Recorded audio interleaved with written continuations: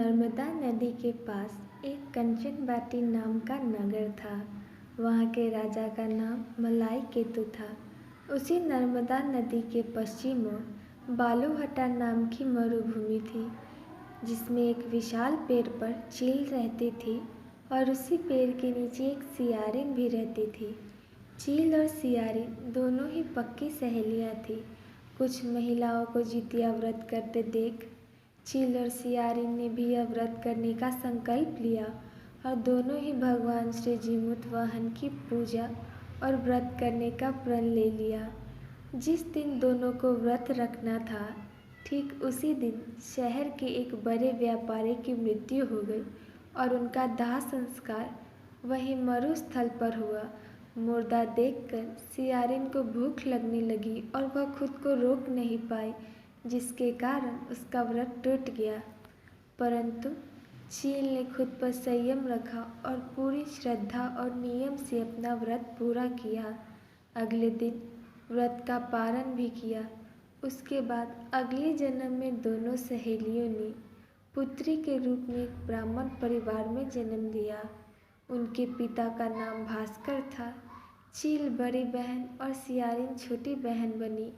बड़ी बहन का नाम शीलावती रखा गया और उसकी शादी बुद्धिसेन के साथ हो गई। छोटी बहन का नाम कपूरावती रखा गया और उसकी शादी उस शहर के राजा मलाई केतु से हुई और छोटी बहन कपूरावती कंचनवाटी नगर की रानी बन गई। अब भगवान जीमूत वाहन के आशीर्वाद से बहन शीलावती को 7 पुत्र प्राप्त हुए, लेकिन कपूरावती के बच्चे जन्म लेते ही खत्म हो जाते थे। कुछ सालों बाद शीलावती के 7 पुत्र बड़े हो गए और राजा के दरबार में काम करने लगे। उन्हें देखकर कपूरावती के मन में ईर्ष्या और जलन की भावना उत्पन्न होने लगी। इस ईर्ष्या की भावना में कपूरावती ने राजा से कहकर शीलावती के 7 बेटों के सर कटवा दिए। फिर उन 7 सिरों को साथ में बर्तन में डालकर ढक दिया और शीलावती के पास भिजवा दिया।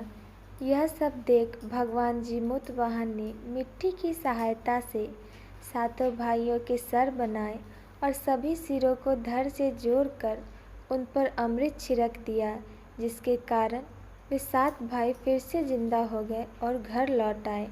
रानी ने जो कटे सिर भिजवाए थे वह सब फूल बन गए। कपूरावती समाचार पाने को बहुत व्याकुल थी, लेकिन जब उसे इस बात का पता चला तो वह अपनी बड़ी बहन के घर गई और वहां सबको जिंदा देखकर आश्चर्य में पड़ गई और बेहोश हो गई। जब कपूरावती होश में आई तो उसने अपनी बड़ी बहन से यह सारी बात बताई और अपनी गलती का पछतावा किया। भगवान जीमूत वाहन की कृपा से बड़ी बहन को पूर्व जन्म की सारी बात याद आ गई और वह अपनी छोटी बहन को उसी पेड़ के नीचे लाकर पूर्व जन्म की सारी बातें सुनाई, जिसे सुनकर कपूरावती ने भी जीवित पुत्रिका का व्रत किया और उसे भी पुत्र का सुख प्राप्त हुआ। जो भी स्त्री जीवित पुत्रिका का व्रत करती है, उसे पुत्र का सुख प्राप्त होता है।